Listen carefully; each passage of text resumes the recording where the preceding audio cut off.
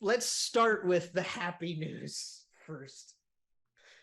Yeah, Let's start with the let's do good. it. Patrik Laine, 4 years. What was the term again? $8.7 million 8.7. So average annual value. that's a good Um, deal. That's a good deal. it's better than what I thought it would be because you look at a guy who's got this incredible reputation, 2nd overall pick, one of the best shots in the National Hockey League. Big. What is he, 6'5"? He's 6'5". Yeah, he's a giant. Well, it's like Ovi's also what, like 6'3", 6'4"? Like they're both giants, They're and both yet giants. They have ridiculous stick lengths and reach, wingspan, and unbelievable shots. some of the So much most power, accuracy. It's ridiculous. the And one-timers are the most lethal in the league between the two of 100%. them. And And they both this have the guy, office trick. yeah. And this guy was making $7.5 million last year, and in 56 games, Point he's a per point per game, game player. exactly. Yeah. I thought it was going to be in the nines, to be honest with you. That's what I was worried about. I was seriously worried that they'd have to go in the $9 million range to lock him up. But I think that the Gaudreau signing helped in that it made Laine feel a little bit more comfortable To take a discount. a discount Uh-huh. to stay, because it's known he likes the city. He loves the city. He likes being. Oh yeah, he's You said know, that multiple people in the occasions. media have been trying to spin this narrative like they do with every player who ever plays in Columbus, that they don't want to be here. How many times, Jay? How many times have we addressed this narrative? Yeah. And how many times do we I get can't tired tell you of how it? many times I had to deal with people being like, hey, "He's not going to stay in Columbus," and it's like, no, it's not an issue. He likes the city. It's more about just finding out term and money. It's like if And people watched his exit interviews, they would know. but they don't. That requires listening. I am thrilled about this because of the term. I don't think it's super long, which I think it bodes well for Laine. It bridges him through at least a year of UFA, right? It does. I think it's the ultimate bridge deal in that it's not super short, but it's So not like a long-term deal. So it's. Sorry. What were we gonna say? So it buys 1 year of his UFA status, right? Or 2? Because he's 24. I believe it's 2. Right? He's 24, right? He is. I think if he signed a 1-year deal, though, he would have been a UFA next year. Right, because 25 is the minimum age.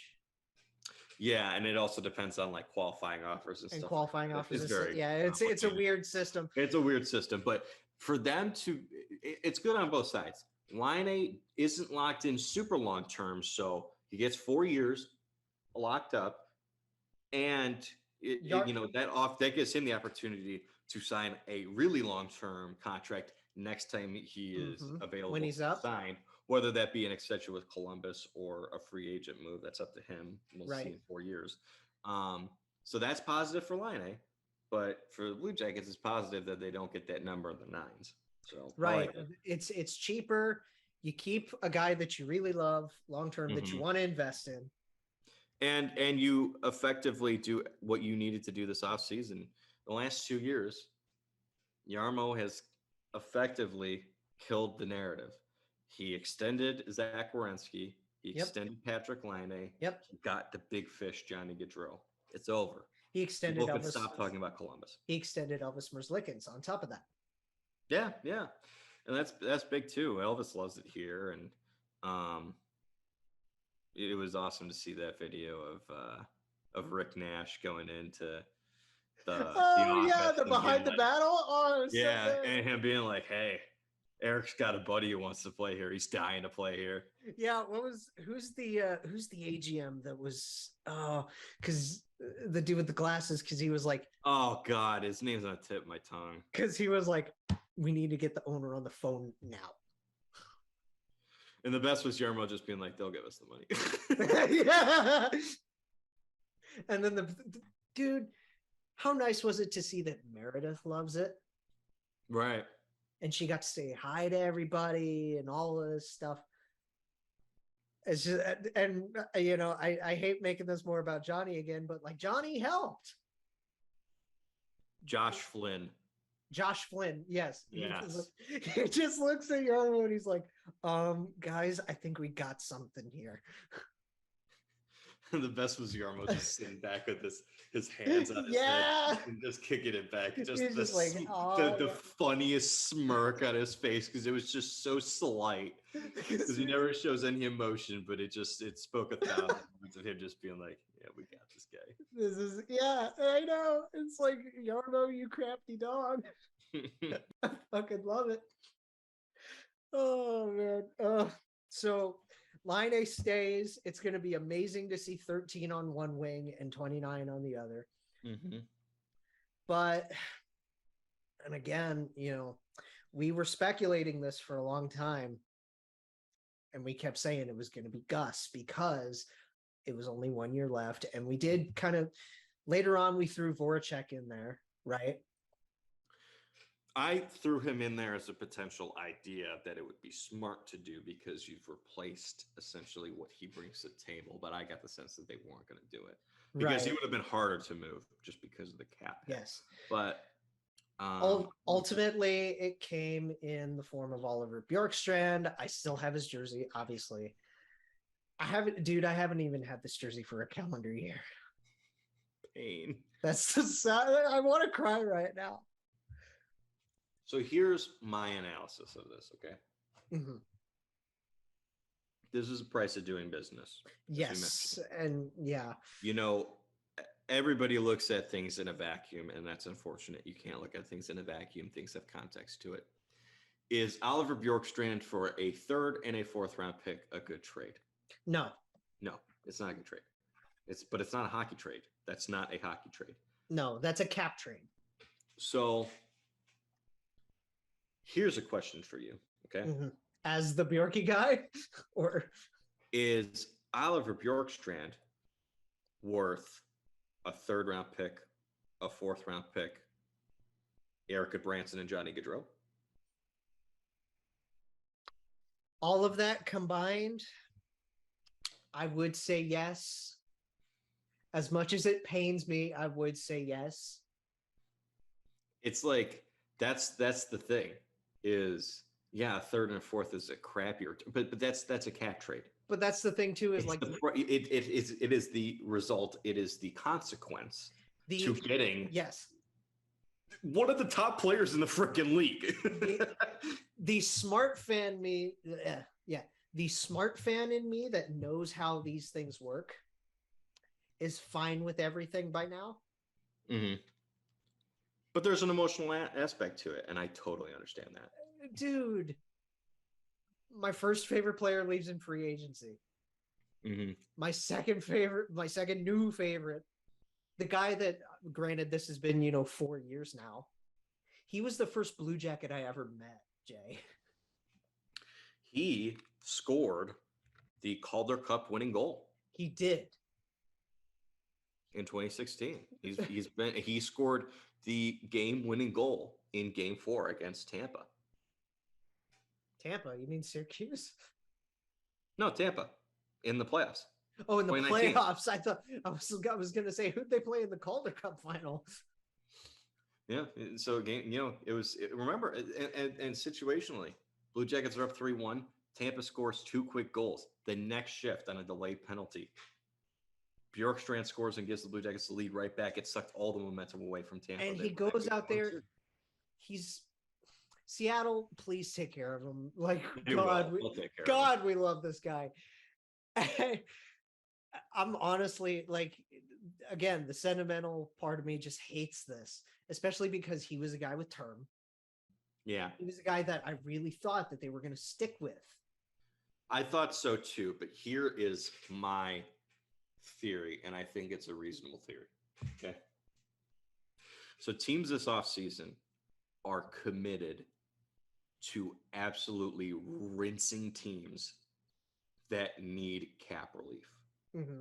As we saw several reports, it was going to take Chuck Fletcher a 2023 first round pick property of the Philadelphia Flyers, by the way, in order to get rid of JVR's contract. Oh. Now, and that's why he didn't do it.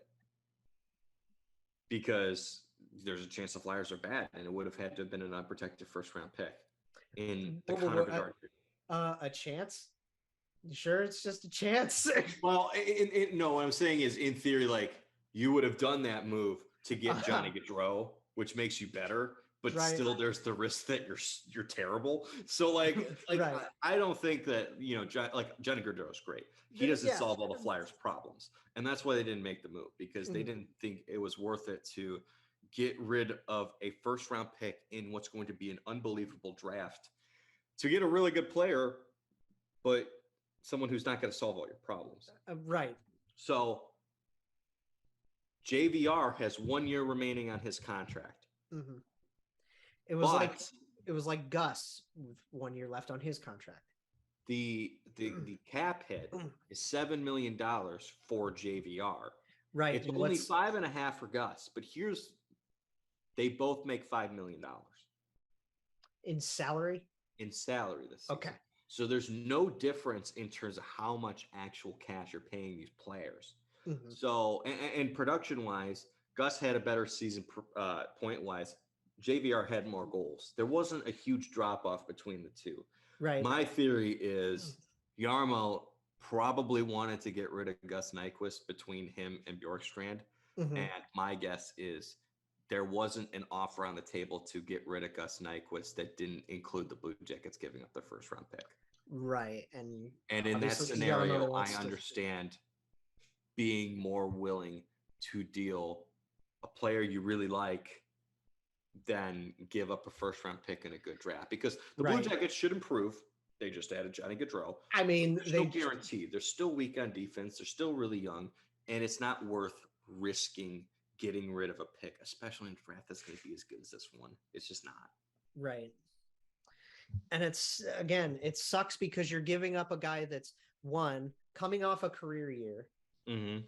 He's coming off of just the first year out of his 5-year extension. Yep. Which, again, he had term. I thought he was going to be in the long-term plan. I thought he was going to be safe, but I thought he was going to be here. And the other thing that really sucks sentimentally, he just got married in Cleveland. He just bought a house around here. Yeah. He found out on his honeymoon, Jay. That's rough. Like I said, it's the price of doing business, and sometimes business is a bitch. Dude, this is the most Godfather ass kind of trade break. And it sucks. It is. I remember, what was it? I think it was a couple of years ago. Was it Ryan Hartman got traded while he was doing a camping trip, and he didn't find out until 2 days later. Right. From his mother.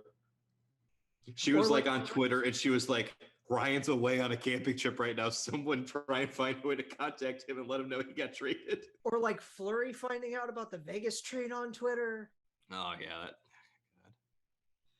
See, that one is just ruthless and being a dick, whereas this one is, they at least had the decency to call him and be like, hey, sorry, this, it's just the timing of it. Yeah, the timing really, yeah. And I mean, I'm sure he's still kind of salty, but at the same time, I get it. But I mean, in the case that the defense I'll give to Jarmo is, they don't have this Vegas reputation of doing this to players. They never do this to players. This might be the first time they've ever done it like that to a player, as far as I can remember. Right. In my lifelong fanhood of Columbus. I want to backtrack real quick because I forgot to mention this big thing. Yeah. When talking about Tkachuk and Huberdeau.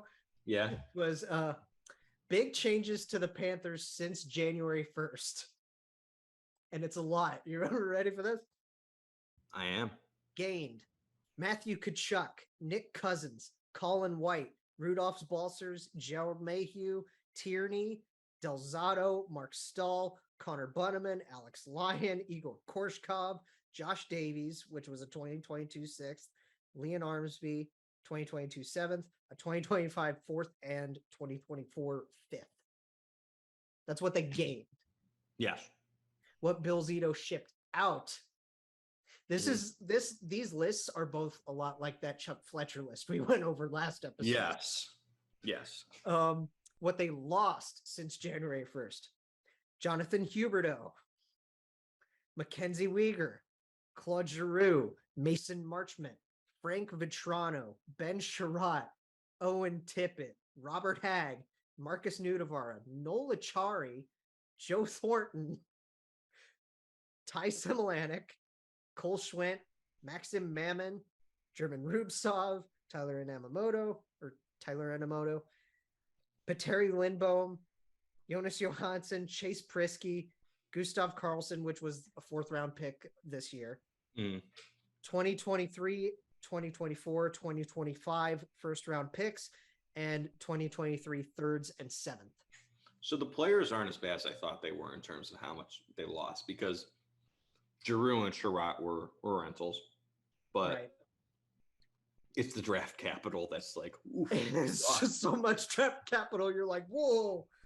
I got to give Bill Zito a little bit of credit in the sense that he has taken it a little too far, but I do appreciate that he doesn't value draft picks the way that other GMs do.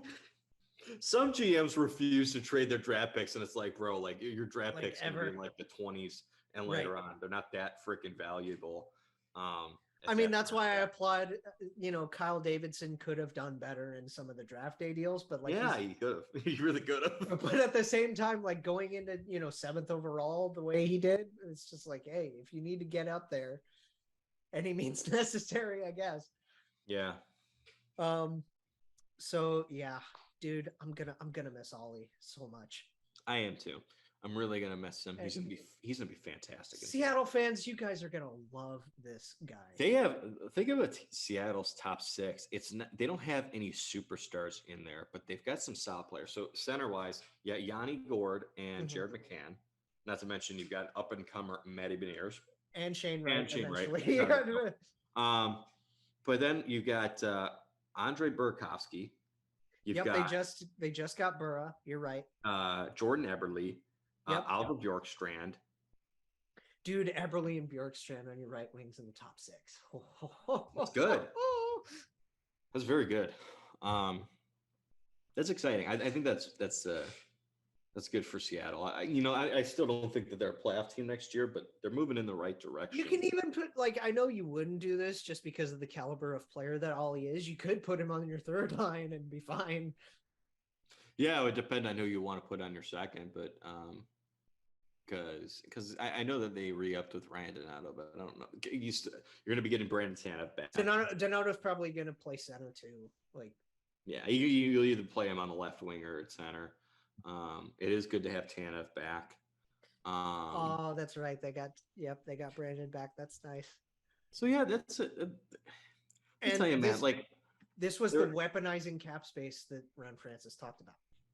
That's what they were supposed to do last year. I'm glad they're finally doing it, but yeah, it's strange, but good for them. I mean, 3rd and 4th round pick, you're never going to miss those assets for a player like that. They're going to be pretty competitive in the Pacific, I think, this year.